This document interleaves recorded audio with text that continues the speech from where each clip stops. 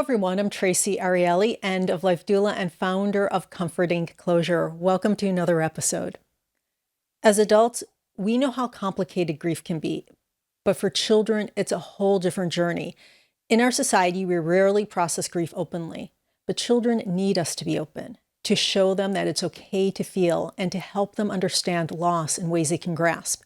And that's why I'm thrilled to welcome Liana Lowenstein, a registered social worker and a child psychotherapist who specializes in helping children make sense of loss through play.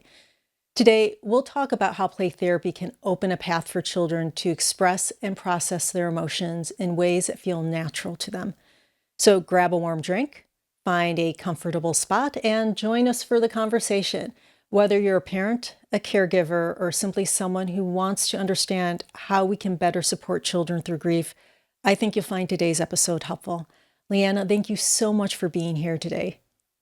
Thank you for inviting me. I'm absolutely thrilled to be here, and I'm so grateful for all that you are doing for the community. So thank you. Could you start by telling us what inspired you to focus on supporting bereaved children? Like so many who go into this field, I myself, my mother died when I was 10. And so I think that definitely influenced me to go into the field of working with, I work with children with all kinds of different presenting issues, but definitely when I'm working with a child who's experienced a significant loss, those kiddos are near and dear to my heart. So that and then just my passion for helping children and working with families as a whole. Yeah. What are some of the unique ways that children process grief differently? What are some of the unique ways that children process grief differently from adults? So that's such a good question and such an important one to ask, because everyone grieves, even infants grieve, but how children grieve is different than adults. So first thing that we need to really understand is that children grieve in doses. Children have a really tough time tolerating intense, overwhelming feelings. And so they grieve in tolerable doses. And what that might look like is that one moment a child might be, looking sad or maybe even crying and talking about the person who has died. And the next moment they're laughing and playing. And Also, as children develop and get older, the way that they grieve, the way they understand the concept of death changes. And so how their grieving also changes. Kids aren't going to say, I'm grieving right now, or I'm having a really tough time right now because I'm feeling really sad as I think about how much I miss, my mom, my dad, whoever has died. So they're not going to articulate that necessarily. They're going to show us through their behavior. And so, as parents, as helping professionals, as grief supporters, we need to really pay attention, careful attention to children's behavior, because all behavior is a form of communication. So, if a child is complaining of a tummy ache, if a child is having a tough time sleeping, if a child is really clingy, having nightmares, tantrums, that behavior is communicating distress. So we want to pay attention to that and really try to decipher the code that underlies children's behavior. Um, also, especially children who are experiencing what we call traumatic grief, and I'll circle back to that a little in a moment, but when kids are experiencing trauma symptoms related to the death, what trauma symptoms look like are, it can look like the child's really hyperactive, um, or avoiding, kind of numbing out. And all those kinds of behaviors could be really easily misinterpreted. So the hyperactivity might be misinterpreted as ADHD when it's really kind of hyper arousal, resulting from trauma. And then because the trauma or the death is so overwhelming for the child, and kids don't want to sort of feel those really upsetting emotions, they avoid. They don't want to think about it. They don't want to talk about it. They don't want to feel their emotions. And so they may come across as fine, but really the death has kind of gone underground, and they're not really feeling their feelings. So just because a child isn't showing or talking about the person who has died doesn't mean that they're not grieving. Um, and then there's the issue of regrief, that kids, you know, grieve and continue to regrieve as they hit different developmental milestones. So that's also really important thing to understand. So those are just a few of the ways. I mean, I could go on. I mean, this could be a whole topic. I could go on, but those are a few of the ways that children grieve differently than adults.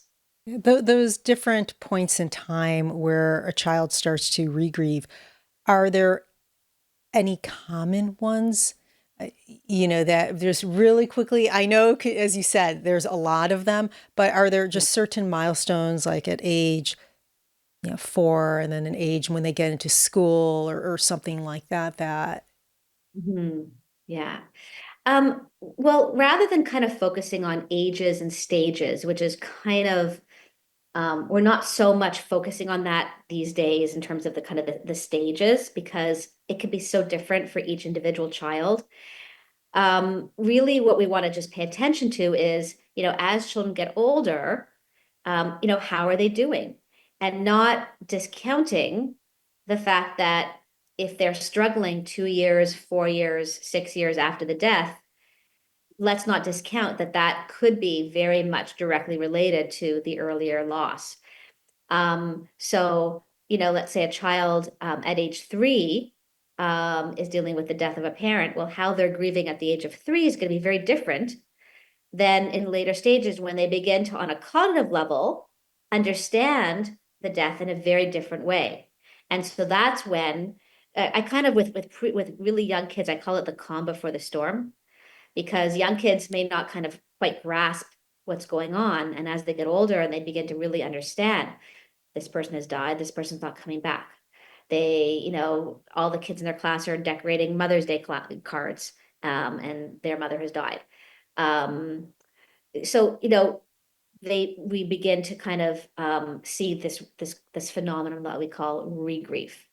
So it's important to pay attention to that. yeah. That how children grieve.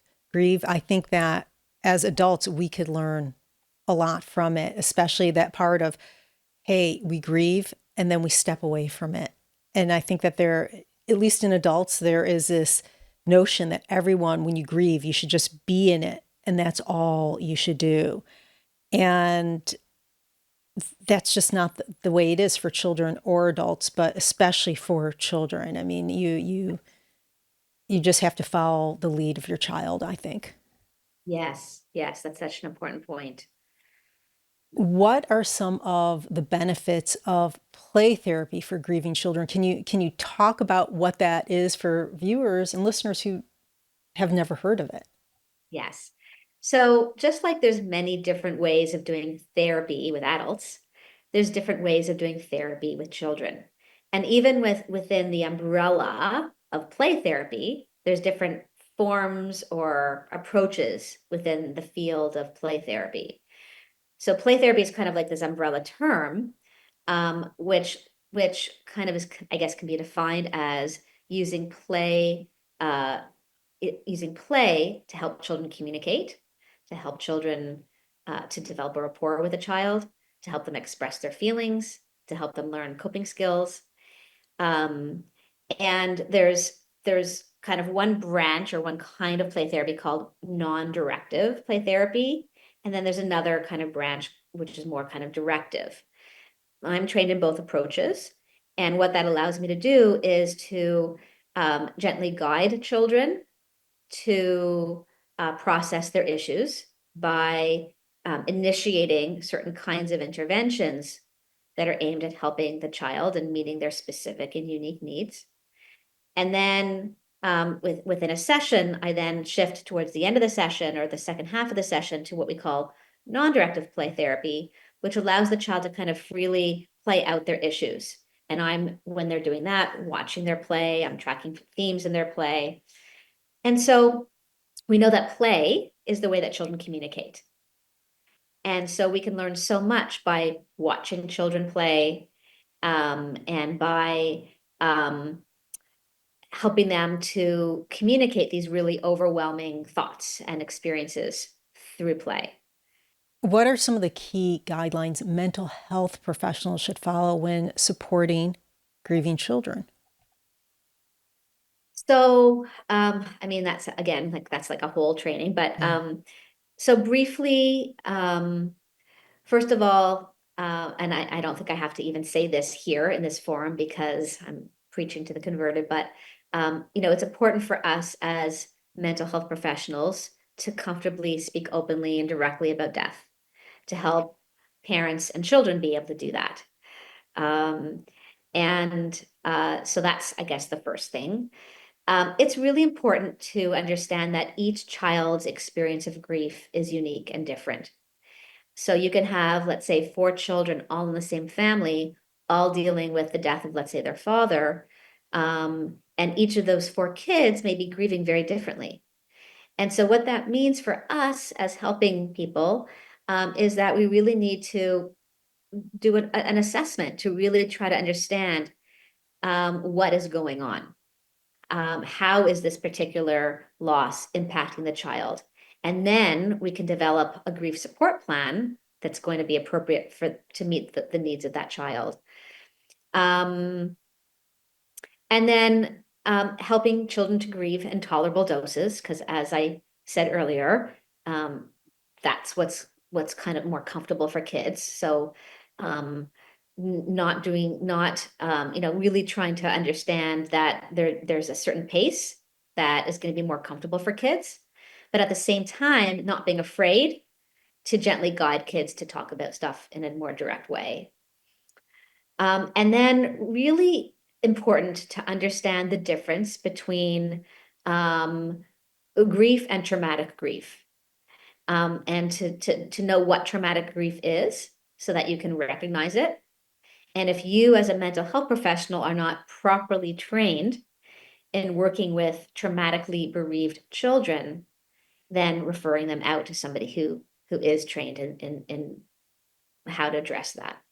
It is very different. I read a couple books on trauma and how the brain processes that and the amount of trust that that child has for the person they're talking to, for the adult, and having to go back several times. It's not just the first time that Yes. working with children who are grieving is a niche. It really is. Do you have any, I mean, I know you do trainings. Um, what kind of support do you present, or what kind of support do you offer to your peers? So, I do a lot of training in this area. And depending on the group that I am training, I might do a more general training that's more geared to kind of lay professionals. Um, that helps them to understand some of these key concepts that we're talking about, but not necessarily to a training on treating, let's say, traumatic grief. And then I do separate trainings that are geared to mental health professionals on treating traumatic grief, using evidence-based approaches, but interweaving play-based methods into those evidence-based approaches. So, for example, I'm trained as a trauma-focused cognitive behavioral therapist, but the way that I do trainings on trauma-focused CBT is to integrate some playful methods, play and art approaches into trauma-focused CBT to make the therapeutic experience for the child more developmentally appropriate and more engaging. Um, so different kinds of trainings, depending on what the learning needs are of the people that I'm training. But I do want to kind of emphasize it's really important to be properly trained if you're working with this population. There's a lot of people out there who maybe work with adults, and they get a referral, and maybe they're working with the parent, and the parent wants that professional to see their child. Well, if they're not trained in working with bereaved kids, they really should be referring out to somebody who has that expertise. That's good for families to know, for parents to know also to what to look for. Yes. So let's answer that for people who, for families who might be curious. Is there somewhere a family can go to find find a therapist that does work with bereaved children who've been trained properly? Well, first, let's talk about, how do you know if the child is in need of therapeutic support? So, um, there's um, there's the Irish Childhood Bereavement Care Pyramid, which really looks at the kinds of interventions that might be appropriate for children at different kinds of that different kids will have different needs. So, a child who is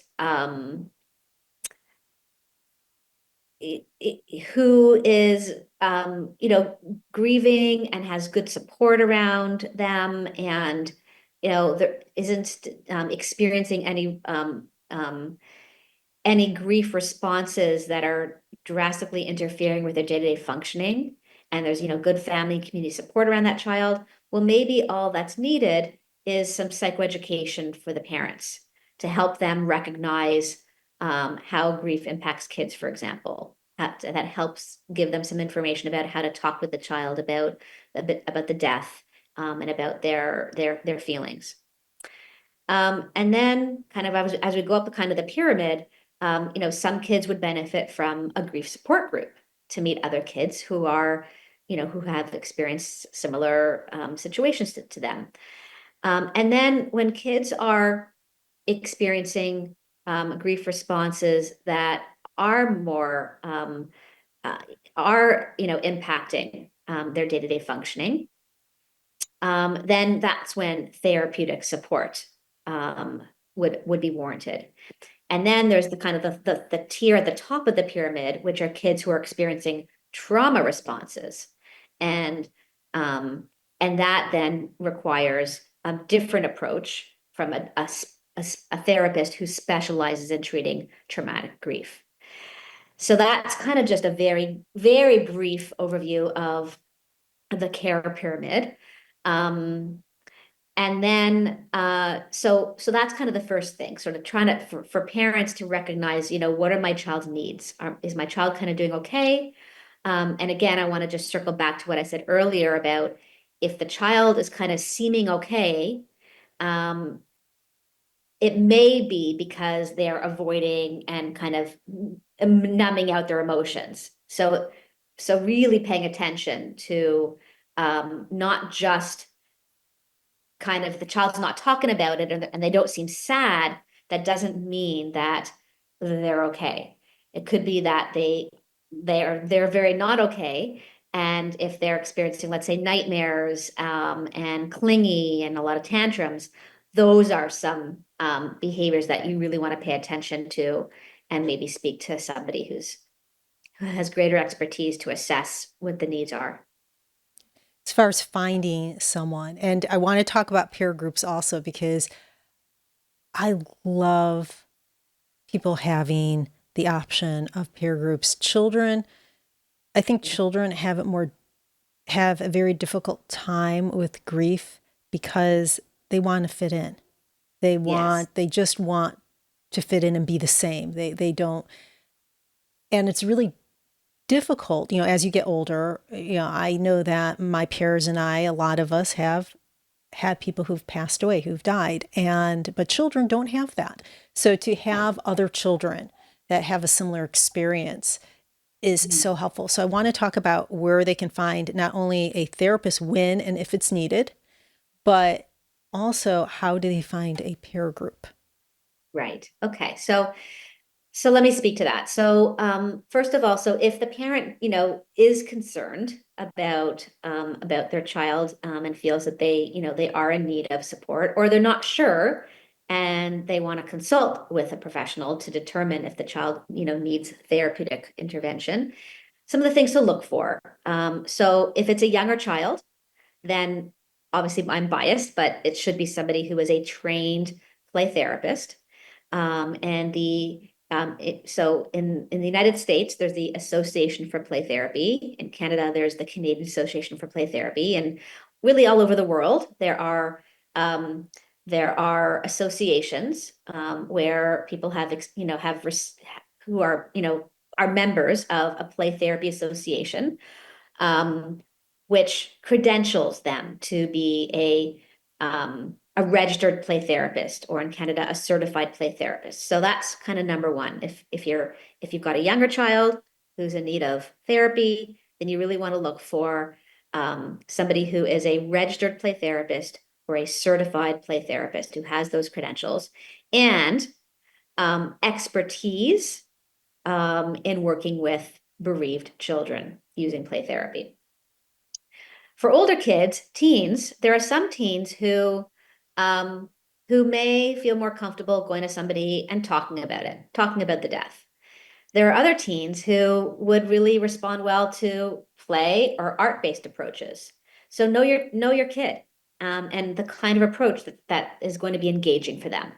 I think people don't realize when you talk about the training to be a play therapist, what it really means. I received some training to be an art therapist way back when, and was going to receive a master's in art therapy. It is a commitment, and it is an education. It isn't some certification that you get over the weekend. It is very powerful, and it is, as I said, it's like a master's or getting a PhD. It is a 2-year commitment at least. At least, yeah, it requires, a certain level of training, supervision, Yep. clinical experience. And there's a lot of people out there who call themselves play therapists, and they haven't they're not certified, they're not registered.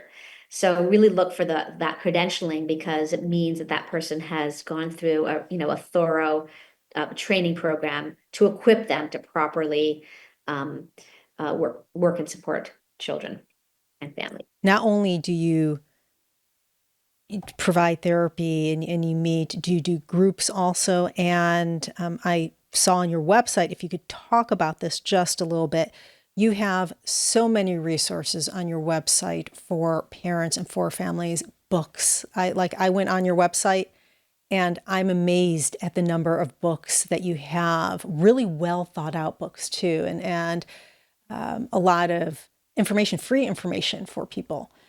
So Yeah. your passion really comes out, and I appreciate that a lot. Thank you. Yeah, I've really tried to make my website a hub of free resources for both parents and mental health professionals. So on my website for mental health professionals, there's like a free ebook with child and family therapy techniques. There's articles on all kinds of cutting edge topics. There's links to I have a YouTube channel, and links to trainings that I offer. And then there's a discount for anyone who wants to purchase my books. And then for parents, there is an article library for parents, again, with articles on all kinds of different topics, including articles on how to talk to children about death, including complicated kinds of death like, suicide, homicide, substance-related death, um, how to understand how grief impacts kids at different ages. Um, so um, and then there's articles on all kinds of different topics for parents. So I encourage people to check that out. I want to just circle back to your earlier question though, because it was something important that when you were asking about parents looking for the right kind of professional support. And I was talking about, look for a play therapist who's a registered play therapist or a certified play therapist. If your child is showing trauma symptoms, so if your child is experiencing, nightmares, um, clinginess, tantrums, or seems kind of really emotionally numb, doesn't want to talk about it, then those are some of the signs the child might be experiencing traumatic grief. And as I mentioned earlier, that really requires a very specialized kind of mental health professional. Now, I have a bit of a bias because I'm trained in trauma-focused cognitive behavioral therapy. There are other approaches that also are very effective in treating traumatic grief, but today I'm talking about trauma-focused cognitive behavioral therapy. And there are, in order to be a trauma-focused CBT therapist, there's also like an extensive training program that you go through that equips you to be trained and knowledgeable in how to support children and their families who are experiencing traumatic grief. So you can search online for trauma-focused CBT certified therapist, and there are therapists all over the world who have become certified. Thank you for giving that information so parents do know what to look for. Are there any particular myths or misunderstandings about children and grief that you think need to be addressed? I think a common one is that, children are too young to grieve. My child is too young. My child won't remember this. But we know that all children grieve. And so um, even, and so a lot of parents avoid talking directly with kids about maybe how the person died because they think that the child is too young. So we know that kids as young as 3, well, first of all children grieve, infants grieve. How they grieve is going to be different. But it's really important for parents to appreciate that having open and direct discussions that are age appropriate is really important. So the myth, my child is too young, my child won't understand, my child will freak out if I tell them the truth about how the person died. Those are myths. Those are common misconceptions. My child will get over it. As I've mentioned before, another common misconception is if my child doesn't look like they're grieving, if they're not crying all the time, that means my child is fine. So those are some of the common ones, I would say. I know that there is unresolved grief and long-term grief. What are some of those impacts of ignoring it, of not talking to your child? It goes underground and kids then suppress.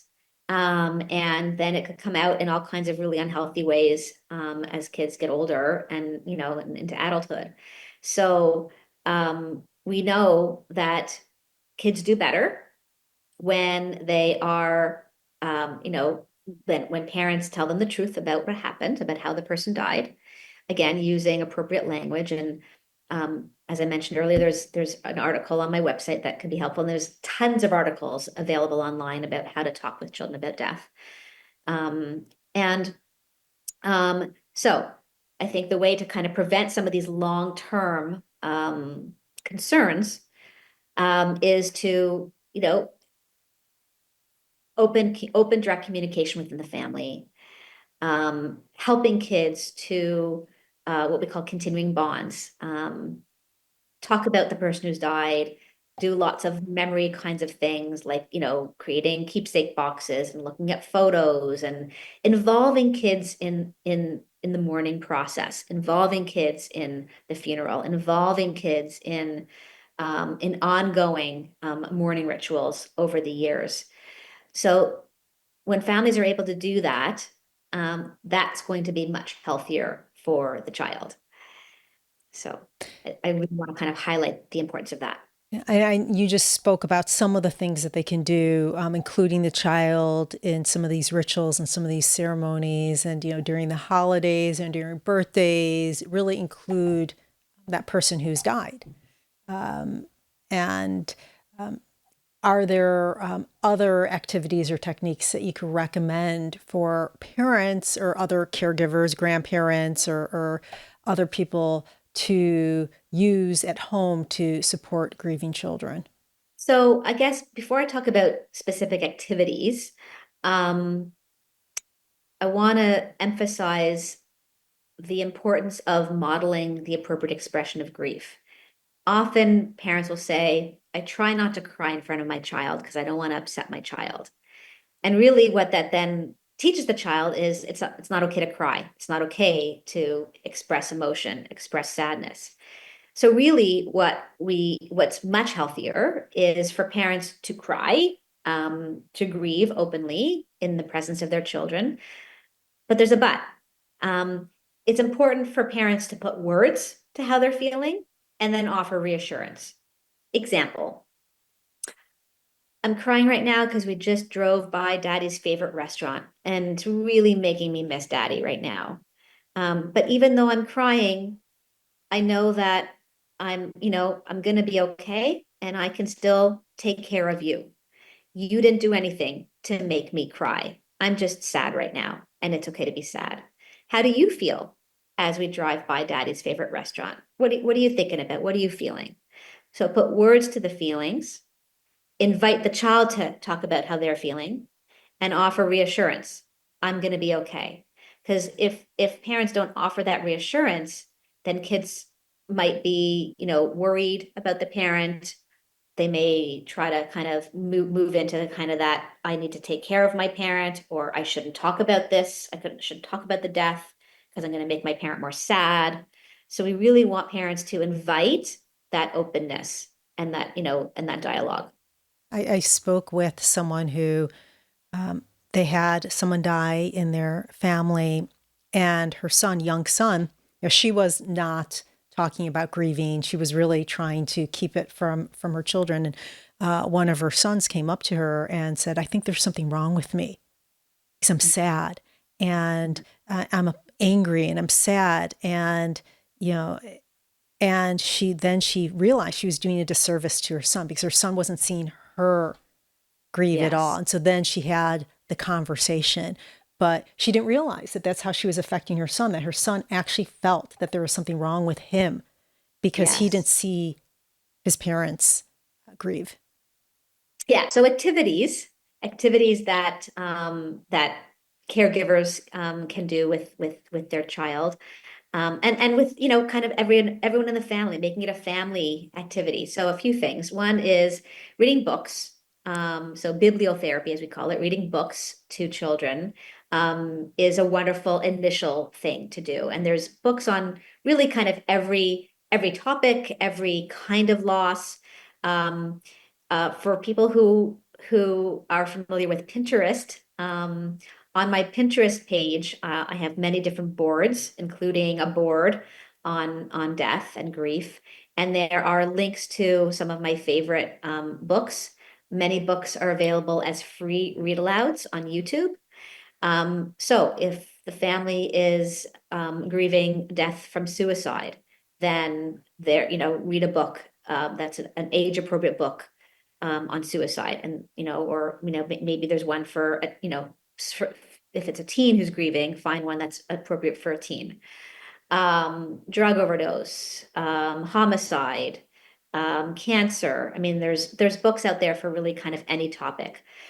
And if you can't find what you're looking for on my Pinterest page, there's many grief, children's grief organizations. For example, the Dougie Center, DOUGY, Dougie Center, that has lots of handouts and information and lists and book lists. And so organizations like that. So reading books together and then talking about them. Often parents are anxious to talk to their child about the death. So starting out by reading a book can lower the parent's anxiety level, lower the child's anxiety level, and be a really good starting point to have those important discussions.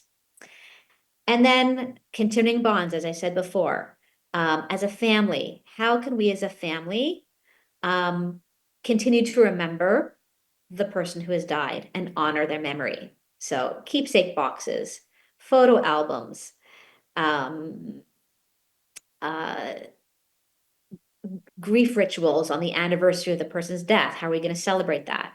And again, if you search online, there's lots of great ideas on what families can do to continue to keep, commemorative activities. Um, One thing I want to just say about that though is that young kids have a limited attention span. So, the parent might be all excited about, like, maybe the parent has spent hours and hours and hours putting together a photo album of the person who's died. And they want to sit down with the child and go through the photo album. And after 5 minutes, the child is up and running around and not paying attention. And then the parent gets frustrated and angry at the child. So recognize that kids have a limited attention span. So be realistic about, kind of having a sit down and going through a book that takes, time. And how can we do this in a way that's going to be a little bit more engaging for the child? So rather than spending, an hour looking through this album, maybe kind of having the child look through it and say, point to three of your favorite pictures in this book that I put together, this photo album that I put together. And let's talk about those three favorite pictures. That might be a little bit more appropriate for the child than sitting down for an hour. Well, I have a book that you could add to your Pinterest channel. It is called Daddy's Home. She was a police officer. And so this book is really geared for children of first responders. And it's an amazing book. So I will be sure to get you a link to that. And I'll actually put a link out in the description. So let's talk about anticipatory grief. Can you, first of all, define that for people who might not know what anticipatory grief is? And how can play therapy help prepare children? Okay. So anticipatory grief is when somebody is dying and the child and the family is is grieving the loss of that person. Um, so it's kind of grieving the impending death of somebody who's dying. And it's again similar to what I've been talking about, really important to talk with kids, explain what's going on. And often I hear parents say, I don't want to tell my child that the person is ill, is seriously ill until we kind of know for sure um, that the person is at end of life, or I don't want to upset my child, but kids are very intuitive, and uh, it's important for kids to know. So there's a wonderful quote that says something like, children can't process what they don't know. They can only process what they do know. So explaining to kids from the very beginning what's going on, what's the illness, um, what kinds of symptoms they may notice, the person who is ill, what they may see, so that again, it won't be as scary for the child if people are talking to them about it and supporting them through that. And then involving kids um, in if the person is at end of life, then it's really important to involve kids in those end of life activities. How preparing, legacy work, and how do we say goodbye, and doing it in a way that's appropriate. So again, it's all about direct, open, age-appropriate discussion with kids with appropriate reassurances. And there's, lots of in all communities, there are resources available to support families, through that process. So hospice programs are a wonderful resource that can guide families through that process. I've sat through a few deaths, believe it or not, being an end of life doula. And I think that children are actually more intuitive and more, I'm not going to say comfortable with death, but they are more at ease with it. Yes. Unfortunately, we do not have good role models for because what we see is on TV or is unrealistic. So adults have much more of an issue seeing a person pass away. But if you've ever seen someone die, it could be scary, especially if you don't know what to expect. So as an adult, if you're feeling this fear, the child, you and you don't know what to expect, the child is feeling that also. And so being able to educate yourself and educate the child is so important. Right. I often hear parents say, and even some mental health professionals give parents the advice of give your child the choice of whether they want to, go to the hospital and say goodbye to the person who's dying, right? I'm not a fan of that because I don't think that children can really make an informed decision. I think a much better approach is to involve kids, prepare them properly, um, and ensure that they have the right kind of support, so that they can participate in that goodbye process. So that's kind of my bias. Um, That would be my bias also. It's part of life. You shouldn't, Yes, your child is going to experience it. So give them everything that they need to be able to do that healthily. exactly. Exactly. Yeah. What advice do you have for schools or educators that might have grieving children in their classrooms? Yeah. So, again, there's lots of really, really good resources out there, handouts that teachers can get, parents can print off and give to schools. Um, the Dougie Center again has a whole resource list. But just generally, some quick tips is just like parents shouldn't be afraid to bring it up with the child. Teachers shouldn't be afraid. So, for a teacher to say, I know your mom died, and whatever you're feeling is okay, and I'm here to talk with you about how you're feeling, and just know that I'm here for you whenever you want to talk about it.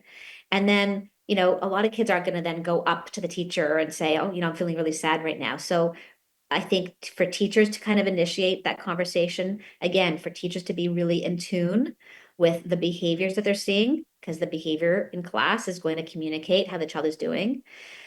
A lot of kids, maybe acting out in class, and Tachelle Bourdaire talks about, she's coined this term called suffocated grief, which is how, she's talking about how many kids who are grieving, that behavior may be interpreted as, the child is acting out, and then the response at school may be really punitive.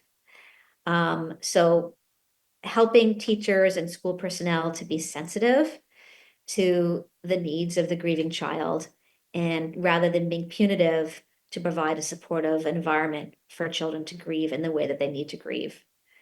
Is it appropriate to talk about when a child is acting out or a child is having a difficult time in class? Is it appropriate for the teacher to have that discussion or have a discussion with the other kids too, so the other kids know that why their friend is hurting so much? Or Yeah. So it depends. Every situation is unique. Some kids don't want other kids to know about what's going on. Some kids do. Um, so I think it really depends, and you have to take the cues of the family, and for younger kids, they may again not be able to make an informed decision about, do I tell my classmates? Do we not tell the classmates? So talking with parents, caregivers about, um, what's going to be most appropriate for that particular child, uh, is what I would really recommend. I know we are at just about the end of our time. I want to thank you for being here today. And before we say goodbye, can you let our listeners know how they can learn more about you and get in touch with you? Yeah. So really my website is the best place. So it's lianalowenstein.com. So my name is spelled Liana Lowenstein, Liana Lowenstein, .com. And on my website, there's a link to get in touch with me. Um, and also just lots of free stuff and helpful resources on my website. And I'll be sure to put your website in the description so people could just link to it very easily. Great. Listeners, grief is a journey, and for children, it's one that requires openness and the presence of the adults around them. Liana's work reminds us of the importance of being there for children in ways that honors their unique experience of loss, whether through play, listening, or simply showing them that it's okay to feel. I hope today's conversation has given you ideas and encouragement to support your young ones. Thank you for joining us. If you have any questions, feel free to comment below or reach out to me directly. And if you found this conversation to be helpful, please like, share, comment, and subscribe. This is Traci Arieli from Comforting Closure, wishing you peace and comfort in your journey. Until next time, take care.